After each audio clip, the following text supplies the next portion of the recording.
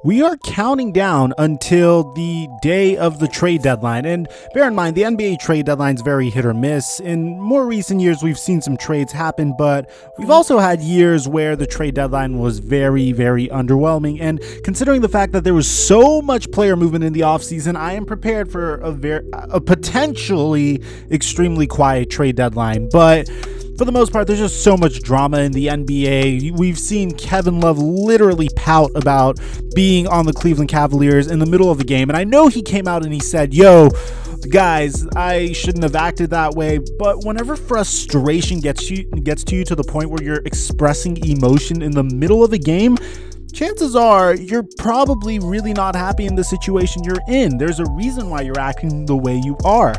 Now, we've heard several rumors over the past couple of months and couple of weeks, and I've tried my best to bring you guys as many of the rumors as I possibly could. So what we're going to be doing in today's video is I have multiple trades that I feel are 100% about to happen.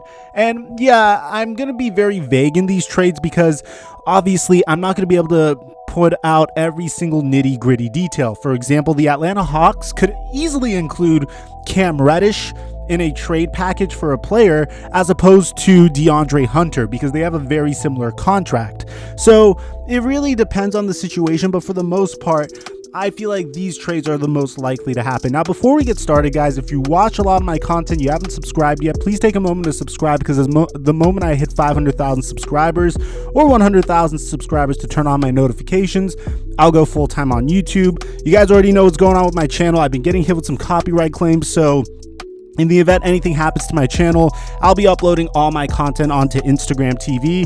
My IGTV is at Theflightmike, which is the same as my TikTok account, which I've been trying to upload to daily as well, because I know that's the new trend. So make sure you guys are following me on TikTok if you're into that. It's at Theflightmike, which is the same as my Twitter, the same as my Facebook, the same as my Instagram. Finally, if you like the NFL, check out my NFL channel. It's going to be in a pinned comment down below. It's called Microphone.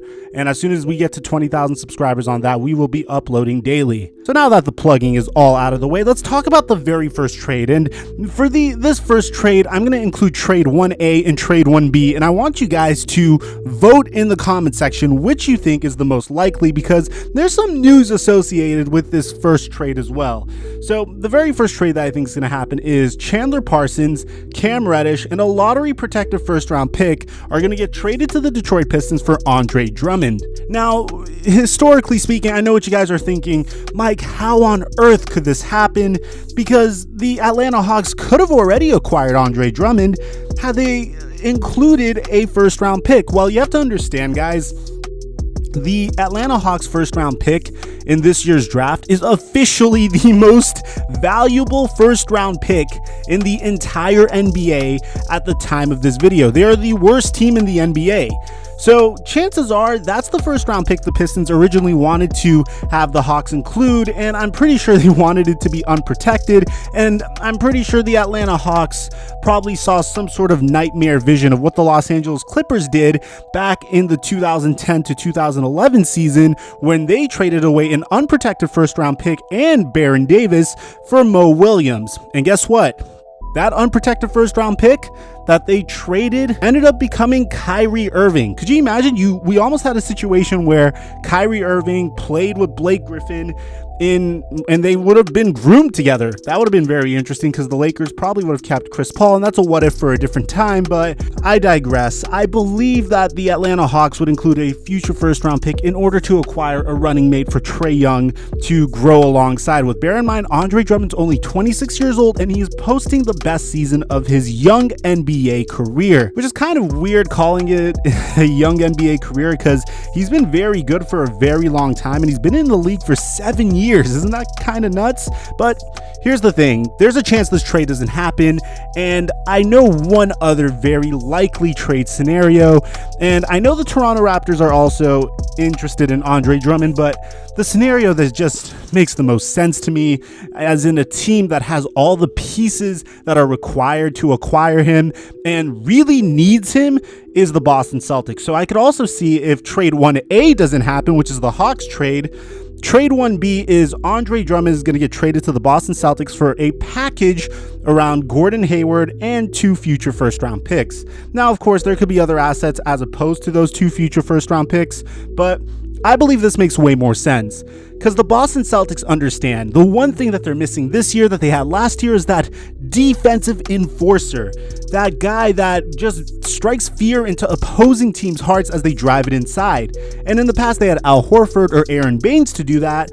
Now they don't really have anything, and they're doing fine right now. This is just the only way that this acquisition could take them from a team that may make it to the NBA Finals to a team that is the favorite to make it to the NBA Finals, in my opinion. So let me know in the comment section, trade 1A or 1B for Andre Drummond, which is most likely as we get to our next potential trade. So this next trade would be Kyle Kuzma and Avery Bradley get traded to the Detroit Pistons for Derrick Rose. Now, here's the thing, and I think this is really funny. A lot of people don't realize this. Avery Bradley and KCP have a little bit of a history with the Detroit Pistons. So a couple years ago, KCP was drafted by the Detroit Pistons, and once his contract ran up, it was time for him to be a restricted free agent.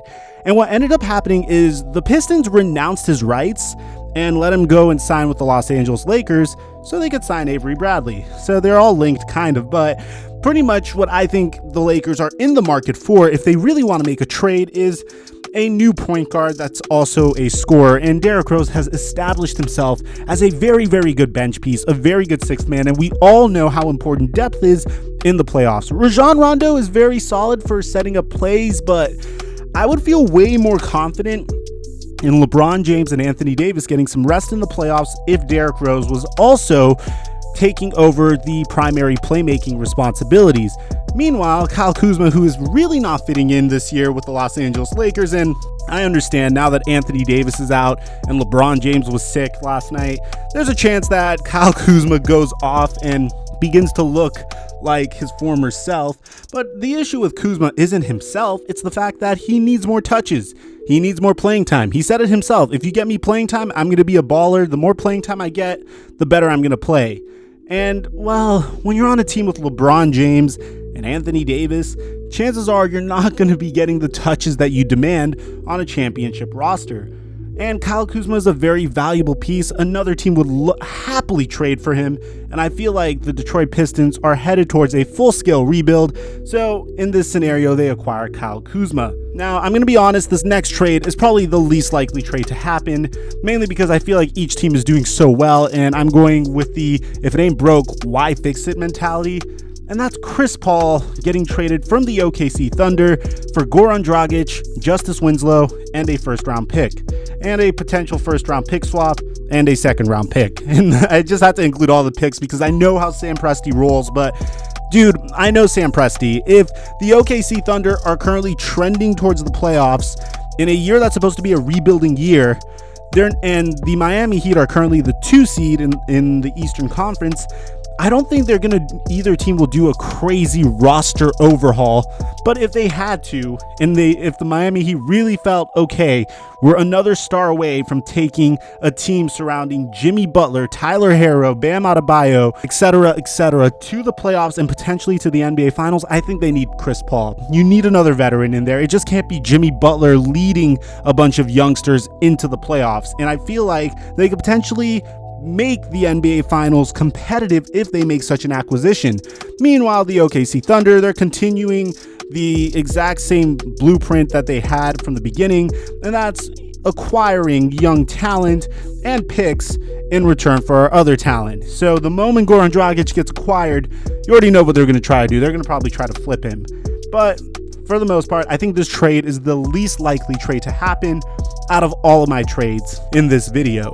And that takes me to my final trade in this video, and I believe this is the most likely trade to happen in this entire video. It just makes too much sense for it not to, and that's Hassan Whiteside, Nasir Little, and Skal Labissiere. Wow, I feel like I said Labissiere perfectly there, for Kevin Love. And We already know Kevin Love wants to close out his career in his hometown, Portland. Portland could use his shooting. Portland could use another star to put next to Damian Lillard and CJ McCollum and Carmelo Anthony. That would be a very interesting and entertaining team to watch. Just imagine that starting five. It would be very versatile as well because you could put Kevin Love at the center position without worrying about a slight downtick in rebounding because he's Kevin Love, who's amazing at rebounding. And you could have a very, very spaced out floor with Kevin Love, Carmelo Anthony, whoever you want to plug in at the three, CJ McCollum, and Damian Lillard. So I personally think that'd be a great lineup. I think it could turn around the Portland Trailblazers' entire season. Meanwhile, the Cavaliers get Hassan Whiteside, who's a nice little defensive anchor. He could contribute to the new culture the Cleveland Cavaliers are going to try to build. And you also get two young players that have some upside. Skal Labissiere was a top 5 recruit in high school, and Nasir Little was a top 5 player in the NBA draft last year until, well, a lack of playing time got his draft stock to tank all the way to the 20s. And those are the trades that I think are definitely about to happen. If there's anything that you think I missed out on, let me know in the comment section down below, and we could definitely do a part 2. Aside from that, guys, I'm your boy, The Flight Mike, and I'm going to catch y'all later.